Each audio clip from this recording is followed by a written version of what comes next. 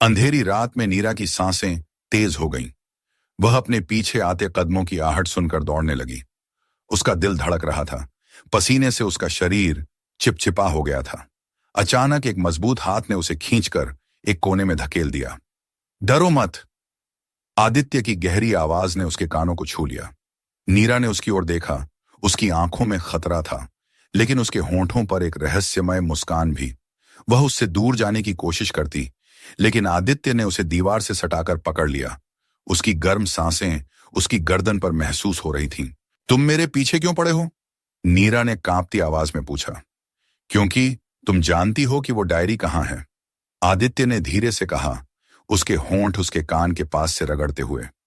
नीरा ने महसूस किया कि वह खतरनाक स्थिति में फंस चुकी थी, पर आदित्य का स्पर्श उसके शरीर में आग लगा रहा था। उसकी उंगलियां उसकी कमीज के बटन खोलने लगीं। रुको। वह विरोध करना चाहती थी, लेकिन उसका शरीर उसकी बात नहीं सुन रहा था। तभी दूर से एक गोली की आवाज गूंजी। आदित्य ने उसे झटके से नीचे झुकाया। वो हमें ढूंढ रहे हैं, वह फुसफुसाया। अब नीरा को समझ आया, ये सिर्फ सेक्स नहीं था, ये जीवन मरण का खेल था, और वह इस आदमी के साथ गहरे डूबती जा रही थी। नीरा की नजरें आदित्य से जुड़ी हुई थीं। उसकी सांसें तेज थीं, दिल धक धक कर रहा था। गोली की आवाज के बाद सन्नाटा छा गया था, लेकिन उनके बीच का तनाव बढ़ता जा रहा था। डायरी क्यों चाहिए तुम्हें? नीरा ने फुसफुसाते हुए पूछा, आदित्य की बाहों में खुद को कसता हुआ महसूस करते हुए। क्योंकि उसमें वो राज छुपा है जो तुम्हारे और मेरे पिता की हत्या का कारण बना। आदित्य ने उसके कान के पास गहरी सांस लेते हुए कहा। नीरा की आंखें फैल गईं। हत्या? वह तो बस एक साधारण डायरी समझ रही थी जो उसके पिता ने उसे दी थी, पर अब सब कुछ बदल चुका था।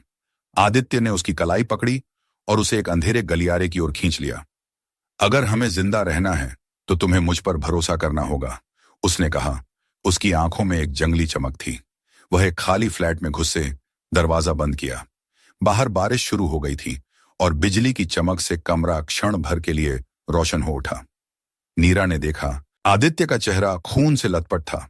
तुम घायल हो, वह चिल्लाई, लेकिन आदित्य ने उसका मुंह अपने हाथ से बंद कर दिया। शांत रहो, उसने कहा, फिर धीरे धीरे अपना हाथ हटाया। नीरा ने अपनी साड़ी का पल्लू फाड़ा और उसके चेहरे से खून पोंछने लगी। उस पल आदित्य की नजरें उसके होंठों पर टिक गईं। बिना कुछ सोचे उसने उसे खींचकर अपनी ओर कर लिया और एक जुनूनी चुंबन दे दिया। नीरा ने विरोध करने की कोशिश की, लेकिन उसका शरीर उसके स्पर्श के आगे झुक गया। तभी दरवाजे पर जोरदार दस्तक हुई। वो आ गए, आदित्य ने उसके होंठों से हटते हुए कहा। उसने अपनी जैकेट उतारी और एक पिस्तौल निकाली। पीछे के दरवाजे से निकलो, मैं इन्हें रोकता हूं। नहीं, मैं तुम्हें अकेला नहीं छोड़ सकती, नीरा ने कहा। उसकी आंखों में डर के साथ साथ एक अजीब सा लगाव भी था। आदित्य ने मुस्कुराया। तो फिर तैयार हो जाओ। दरवाजा टूटा और दो आदमी अंदर घुसे। आदित्य ने एक को गोली मारी, लेकिन दूसरा नीरा की ओर बढ़ा। उसने उसे पकड़ लिया, चाकू उसकी गर्दन पर रख दिया। डायरी दो, वरना। आदित्य की आंखों में खून सवार हो गया। उसे छोड़ दो, वह गरजा। नीरा ने अपने हाथ से उस आदमी की आंखों पर वार किया और छूट गई। आदित्य ने दौड़कर उसे गिरा दिया। चलो, उसने नीरा का हाथ पकड़ा और वे भाग निकले। बारिश में भीगते हुए नीरा ने महसूस किया कि वह अब इस आदमी के बिना नहीं रह सकती। वह खतरा था, पर उसका अपना अपना सा लग रहा था। बारिश की ठंडी बूंदें नीरा के चेहरे पर गिर रही थीं, लेकिन आदित्य का हाथ उसकी कलाई पर जकड़ा हुआ था, गर्म और मजबूत। वे एक छोटी सी गली में भागे जा रहे थे। पीछे से आती गोलियों की आवाजें उन्हें डरा रही थीं। यहां! आदित्य ने उसे एक छोटे से गोदाम में खींच लिया। दरवाजा बंद करते ही उसने नीरा को दीवार से सटा दिया। उसकी सांसें अभी भी तेज थीं। तुम ठीक हो? उसने धीरे से पूछा, अपनी उंगलियों से उसके गीले बाल पीछे करते हुए। नीरा ने सिर हिलाया, लेकिन उसकी आंखों में सवाल थे। आदित्य, यह सब क्या है? मेरे पिता की हत्या, वो डायरी। आदित्य ने गहरी सांस ली। तुम्हारे पिता ने उस डायरी में एक राज लिखा था, एक ऐसा राज जो कई लोगों की जिंदगियां बर्बाद कर सकता है, और अब वो लोग उसे ढूंढ रहे हैं, हमें ढूंढ रहे हैं। नीरा का दिल धड़क रहा था। उसने कभी नहीं सोचा था कि उसके पिता की मौत एक हत्या थी। वह तो बस एक दुर्घटना समझती रही थी। पर मैंने तो उस डायरी को पढ़ा भी नहीं, उसने कहा। आवाज कांपती हुई। आदित्य ने उसकी ओर देखा। उसकी आंखों में एक अजीब सी कोमलता थी। लेकिन तुम्हारे पास होने का मतलब है कि तुम अब इसके हिस्से हो, और मैं तुम्हें इसमें अकेला नहीं छोड़ सकता। बाहर से फिर कदमों की आहट सुनाई दी। आदित्य ने अपनी पिस्तौल तान ली। हमें यहां से निकलना होगा। नीरा ने उसकी बांह पकड़ ली। लेकिन कहां? एक सुरक्षित जगह, उसने कहा। फिर एक पल के लिए रुका। मेरे घर। नीरा की सांसें तेज हो गईं। क्या वह सच में इस आदमी पर भरोसा कर सकती थी, जिसने उसे धमकाया था फिर भी उसकी रक्षा की थी, जिसके स्पर्श ने उसे पिघला दिया था? ठीक है, उसने फुसफुसाया। आदित्य ने मुस्कुराया, फिर उसका हाथ पकड़कर गोदाम के पिछले दरवाजे की ओर बढ़ा। बारिश अब भी जारी थी, लेकिन उनके बीच का तनाव गर्मी पैदा कर रहा था। जैसे ही वे बाहर निकले, एक कार उनके सामने आकर रुकी। आदित्य ने नीरा को पीछे खींच लिया, लेकिन कार से निकलने वाला चेहरा परिचित था। आदित्य, जल्दी करो, कार में बैठे आदमी ने कहा। नीरा ने आदित्य की ओर देखा। ये कौन है? मेरा भाई अर्जुन, उसने जवाब दिया, फिर उसे कार की ओर धकेल दिया। चलो, अब सवालों का वक्त नहीं है। कार तेजी से भागी। शहर की रोशनियां बारिश में धुंधली हो रही थीं। नीरा ने खिड़की से बाहर देखा। वह एक ऐसी दुनिया में फंस चुकी थी जिसे वह जानती तक नहीं थी, और आदित्य, वह उसके बगल में बैठा था। उसकी उंगलियां उसके हाथ में थीं। वह खतरनाक था, पर उसके बिना अब वह खुद को अधूरी महसूस कर रही थी। कार एक बड़े से बंगले के सामने रुकी। अर्जुन ने उन्हें अंदर जाने का इशारा किया। यहां तुम सुरक्षित हो, आदित्य ने कहा, नीरा की ओर देखते हुए। लेकिन नीरा जानती थी, अब कोई भी जगह सुरक्षित नहीं थी, क्योंकि जब तक वह डायरी उनके पास थी, खतरा उनका पीछा नहीं छोड़ेगा। और आदित्य, वह खुद एक रहस्य था जिसे वह अब और अनदेखा नहीं कर सकती थी। आदित्य के बंगले में प्रवेश करते ही नीरा ने महसूस किया कि वह एक ऐसी जगह आ गई है जहां से वापसी का रास्ता नहीं था। बड़े हॉल में टंगी पुरानी तस्वीरों में उसे अपने पिता की छवि दिखाई दी। वह आदित्य और अर्जुन के पिता के साथ खड़े थे। ये तस्वीर? नीरा ने धीरे से पूछा। आदित्य ने गहरी सांस ली।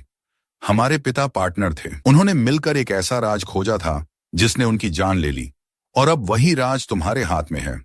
नीरा ने अपनी साड़ी की चुन्नट से छुपाई हुई डायरी निकाली। मैंने इसे कभी पढ़ा नहीं, लेकिन अब समय आ गया है। डायरी खोलते ही एक पुराना पत्र नीचे गिरा। अर्जुन ने उसे उठाया और पढ़ा। अगर यह पत्र तुम तक पहुंचा तो समझ लो कि मैं जिंदा नहीं हूं। काले धन का वह ठिकाना जिसे हमने खोजा, वह सीआईडी के कमिश्नर रंजन मल्होत्रा के घर के नीचे है। आदित्य की आंखों में आग थी। रंजन मल्होत्रा, वही जो आज पुलिस प्रमुख है? तभी बाहर गाड़ियों के रुकने की आवाज आई। अर्जुन ने पर्दा हटाकर देखा। पूरी बिल्डिंग को पुलिस ने घेर लिया था। हमें यहां से निकलना होगा, अर्जुन चिल्लाया। आदित्य ने नीरा का हाथ पकड़ा। पीछे के गेट से। मेरे पास एक प्लान है। वे तीनों अंधेरे तहखाने से होते हुए एक सीक्रेट पैसेज में पहुंचे। नीरा का दिल धड़क रहा था। क्या वह सच में इन दोनों पर भरोसा कर सकती थी?